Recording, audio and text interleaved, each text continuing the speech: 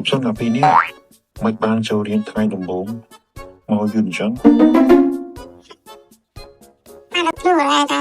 ទៅបាយកង់ហ្នឹងលោកគ្រូមានហើយលោកគ្រូព្រោះឯងខ្ញុំទៅមកជាមួយគ្នា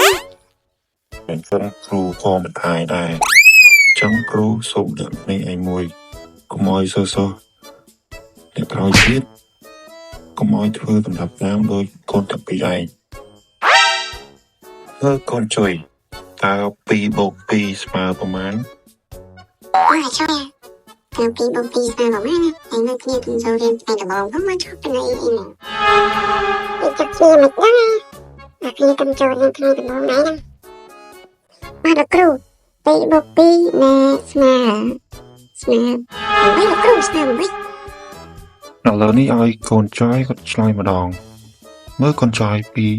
2ស្មើប្រមាណដែរបាទលោកគ្រូ